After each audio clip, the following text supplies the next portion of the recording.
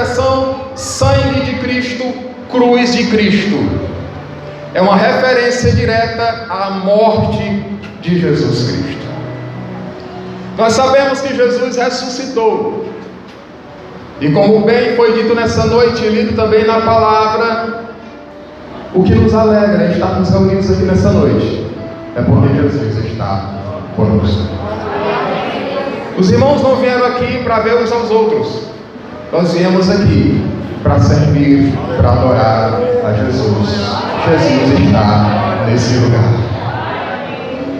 Não existe nenhum lugar na terra melhor do que esse em que você está agora. Os outros lugares são para ser desfrutados em outros momentos, mas agora o melhor lugar da terra em que você poderia estar é esse aqui, a presença de Jesus. Na sua presença há alegria, na sua presença há salvação, na sua presença há exultação, na sua presença há bênção. Jesus, ele sentiu profunda tristeza quando começou o sofrimento dele por nós. Mateus 26:38 diz: então lhes disse: a minha alma está cheia de tristeza até a morte. Ficai comigo e vigiai. Jesus foi deixado, abandonado, largado pelos seus discípulos. Mateus 26:56 diz: mas tudo isso aconteceu para que se cumprisse a escritura dos profetas. Então todos os discípulos, deixando-o, fugiram. Jesus foi julgado e considerado réu de morte pelo Sinédrio, Supremo Tribunal dos Judeus. Mateus capítulo 26, versículo 66. Que vos parece? É uma pergunta do sumo sacerdote. E eles responderam, os demais: é réu de morte. Jesus foi acusado pelos sacerdotes diante de Pilatos. Mateus 27, versículo 12. Sendo acusado pelos principais dos sacerdotes, pessoas que conheciam a lei, pessoas que deviam esperar o Messias, pessoas que pelas Escrituras tinham sinais do Messias, acusaram Jesus diante de Pilatos. E ele, diz o texto, nada respondeu. Foi açoitado por ordem de Pilatos. Mateus 27:26. Então soltou-lhes Barrabás. Barrabás era um criminoso, era um amotinador, era um malfeitor. Pilatos solta Barrabás, e tendo mandado açoitar a Jesus, entregou-o para ser crucificado. Jesus foi despido das suas vestes, o que para os judeus era uma ofensa grave, era um desrespeito profundo. Mateus 27:28 diz: e despindo-o, o cobriram com uma capa escarlate, puseram em sua cabeça uma coroa de espinhos. Mateus 27:29. E tecendo uma coroa de espinho, puseram-lhe na cabeça, e em sua mão uma cana, e ajoelhando diante dele, o escarnecia, dizendo: salve, rei dos judeus. Foi escarnecido pelos soldados romanos. Mesmo versículo 41 de Mateus 27 diz: e da mesma maneira também os principais dos sacerdotes, os escribas, os anciãos e os fariseus, a cúpula religiosa, escarneciam de Jesus, cuspiram nele. Mateus 27:30. E cuspindo nele, deram-lhe com a cana na cabeça, bateram em sua cabeça. O mesmo versículo. Tudo isso Jesus sofreu e suportou por mim e por você, para que eu e você não fôssemos aquele lugar, para que o castigo que estava destinado aos homens como consequência da desobediência a Deus não chegasse até nós. Jesus sofreu por nossa causa. Mas o maior sofrimento que Jesus passou foi o abandono por um pouco do seu Pai. Mateus capítulo 27, versículo 46, está escrito: e perto da hora nona, exclamou Jesus em alta voz e disse: Eli, Eli, lama sabachthani. A tradução é: Deus meu, por que me desamparaste? Toda a impiedade humana estava naquele momento sobre Jesus, e Deus o Pai não pôde suportar. Por um momento Deus virou as costas para não contemplar aquele sofrimento. Aqui são palavras de Jesus. É Jesus quem está se queixando de ter sido deixado por Deus. Tudo isso, diz o profeta Isaías, para que nós tivéssemos paz. O castigo que estava sobre ele, sobre Jesus, trouxe-nos paz. Você tem paz.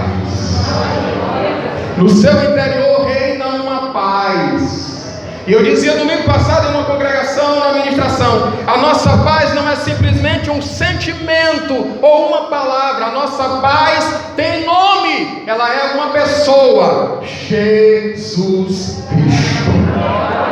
Ele é a nossa paz. Tudo pode estar virando em sua volta. O mundo todo pode estar se desmoronando em sua volta, mas no seu interior você tem paz. O sacrifício de Jesus nos trouxe benefícios. Eu queria que você refletisse nessa noite. Não existe bênção maior do que a bênção da salvação.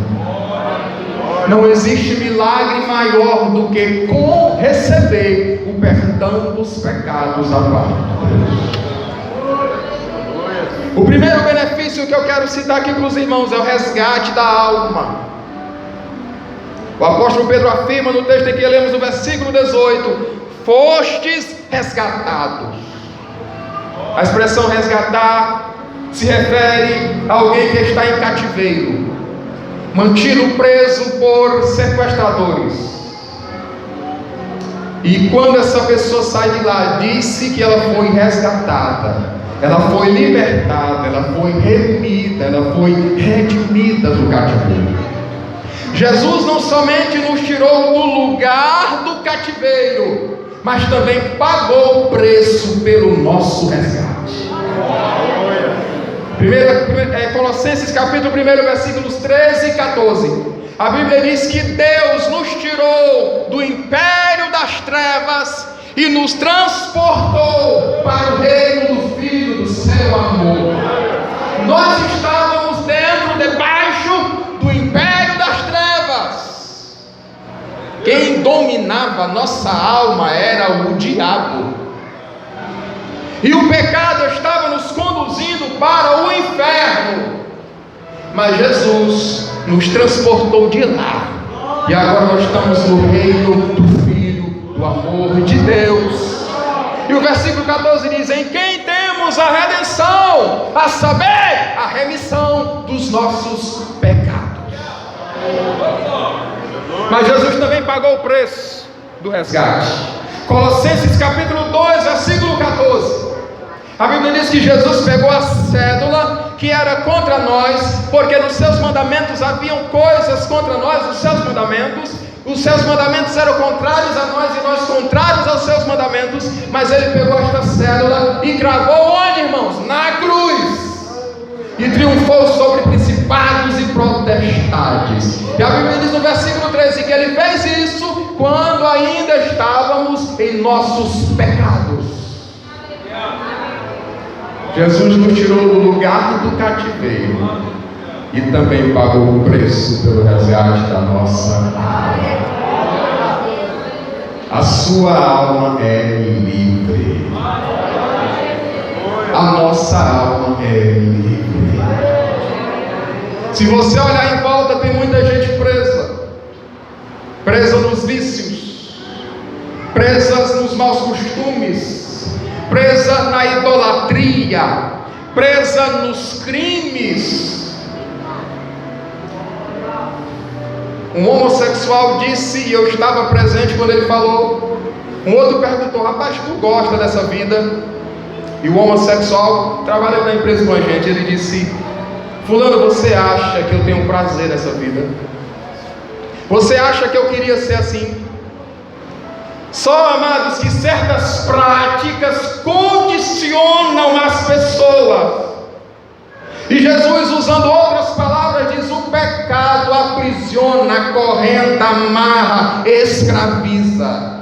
E depois que o pecado acorrenta, amarra, escraviza, só existe uma pessoa que pode livrar: Jesus. Jesus. Graças a Deus, você não precisa de livramento deste tipo, porque você é livre. Jesus resgatou a sua alma do inferno. Jesus pagou o preço pela sua alma. Agora você pertence a Ele. Você é dele. Ele resgatou a nossa alma. Irmão, se o crente soubesse a posição que ele está. Os homens vivem no mundo, e a história do diabo é caindo da eternidade para os ares e mais tarde dos ares para a terra.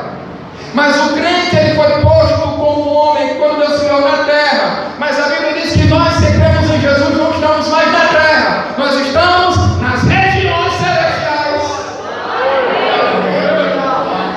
Privilégio. Salmo 49, versículo 7 e 8, a Bíblia diz: nenhum deles de nenhum modo pode remir a seu irmão ou dar a Deus o resgate dele, pois a redenção da sua alma é caríssima. Ninguém compra a salvação. Ninguém adquire a salvação por preço, por joias, como Pedro disse no texto em que lemos: ouro, prata. Não! É caríssimo. Custou o precioso sangue de Jesus.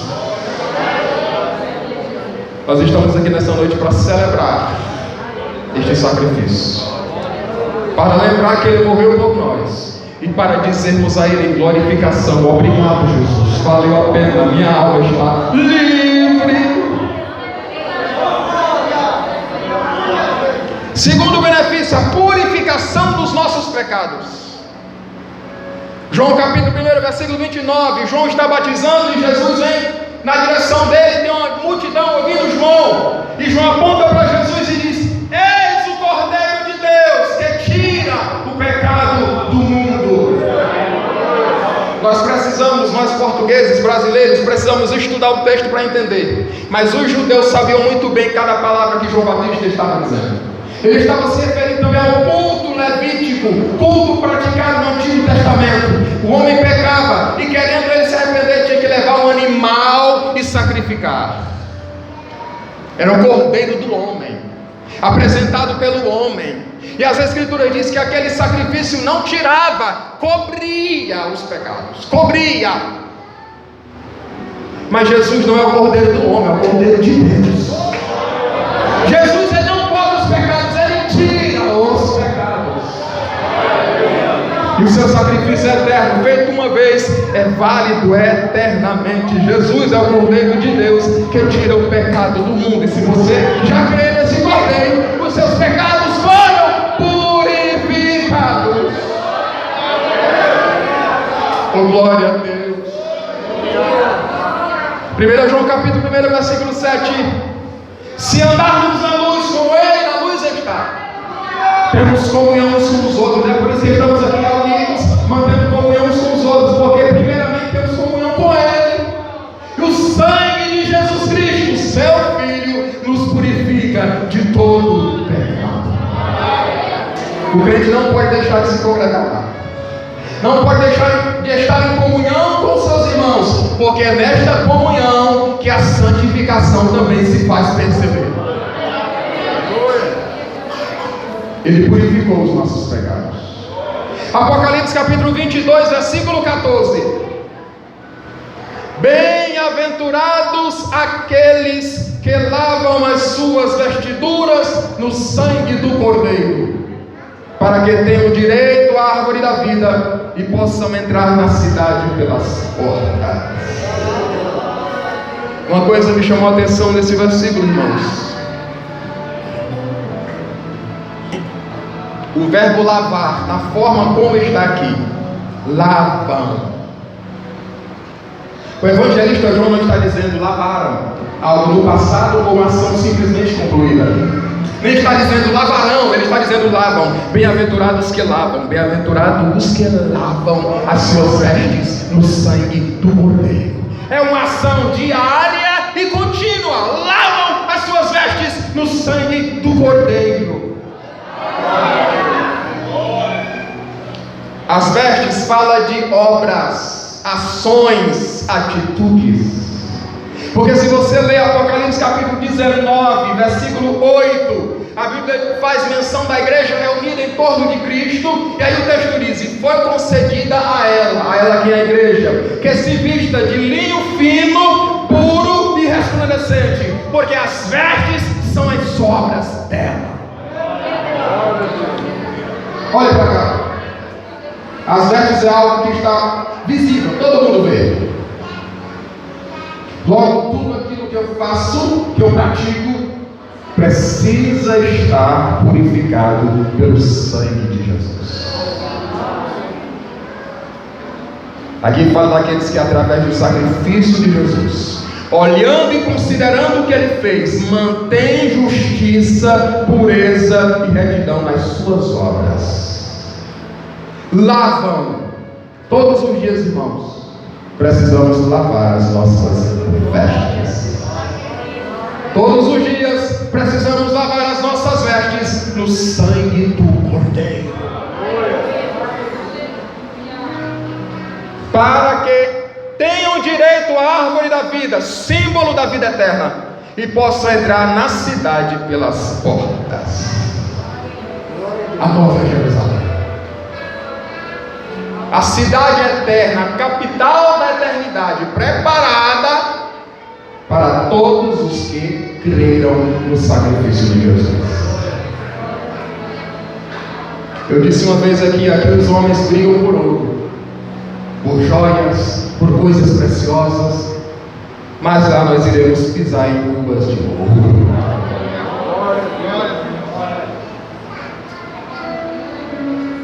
Terceiro benefício, comunhão plena com Deus. Vamos concluir aqui. Hebreus capítulo 10, versículos 19 e 20 diz assim: tendo, pois, irmãos, ousadia para entrar no santuário, pelo sangue de Jesus, pelo novo e vivo caminho que Ele nos consagrou a Deus, pelo véu, ou seja, pela sua carne, pelo seu sacrifício. Antes de Jesus, o culto no Antigo Testamento acontecia mais ou menos assim.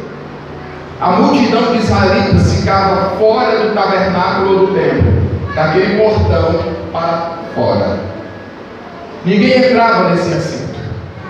Aqui nesse recinto havia o altar de incenso, que era de ouro, ficava mais ou menos onde está essa tribuna.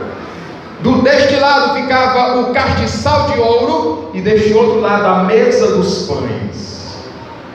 Havia uma cortina mais ou menos aqui, e esse lugar, essa plataforma, o altar em que estamos, era o lugar santo dos santos, onde a arca da aliança, o símbolo máximo da presença de Deus, ficava guardada, escondida pelo véu. Todos os dias os sacerdotes entravam até o altar do incenso, todos os dias. Mas uma vez por ano, somente o sumo sacerdote entrava no lugar santo dos santos e espargia com o sangue do sacrifício os quatro cantos da arca e do altar, e falava com Deus.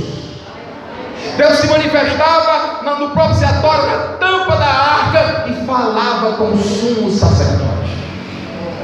Uma vez no ano, somente o sumo sacerdote.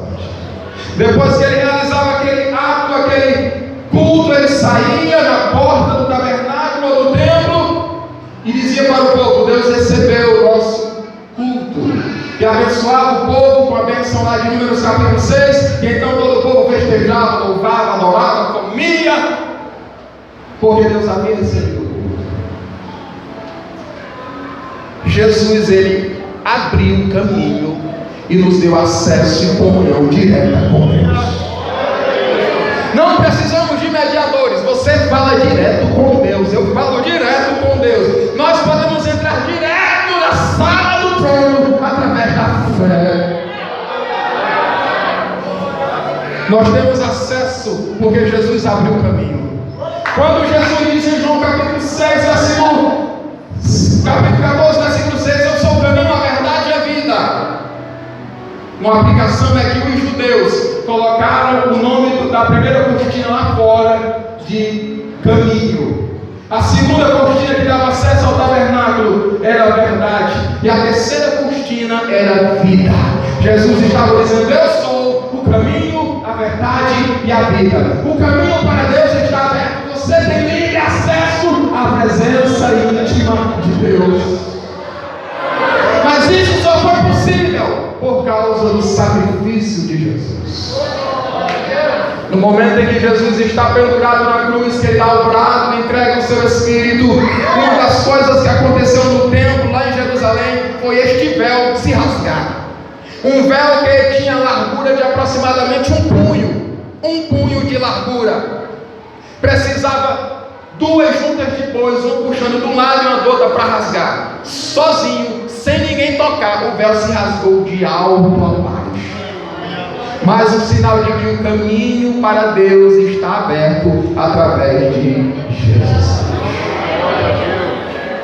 Fique de pé em nome de Jesus, se você puder. Você tem livre acesso à presença de Deus. O diabo quer privar-nos disso. Ele sabe como é lá. E ele quer privar-nos disso. Daí os ataques, as setas, as armadilhas e tudo mais. Eu falei aqui para os irmãos alunos adultos na EBD. O diabo ele não pode atacar a igreja de forma direta. Ele não pode. A igreja é o corpo de Jesus. É a menina dos olhos de Deus. O diabo não ataca a igreja direta, mas de forma indireta, de setas, ideologias, armadilhas. Ele tenta desviar a igreja. O culto de ceia é uma reunião onde todas as vezes que acontece é uma lembrança do sacrifício de Jesus e um prenúncio e profecia da sua vinda. Ele disse: fazer isso até que eu venha. Um quarto benefício do sacrifício de Cristo está mencionado em Apocalipse capítulo 12, versículo 11. Quando chegarmos no céu, vai ser dito as palavras que ali se encontram. E eles o venceram. Eles, os crentes, venceram o diabo. E eles o venceram pelo sangue do Cordeiro. As nossas vitórias, irmãos, é pelo sangue do Cordeiro. Não é na força do braço, não é na sabedoria, não é no sei fazer, não é na experiência. As nossas vitórias é pelo sangue do Cordeiro.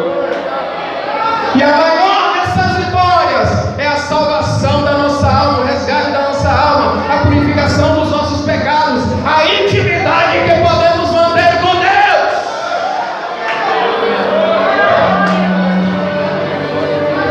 E um momento preciosíssimo quando entrarmos na presença de Deus e podermos dizer uns para os outros: valeu a pena.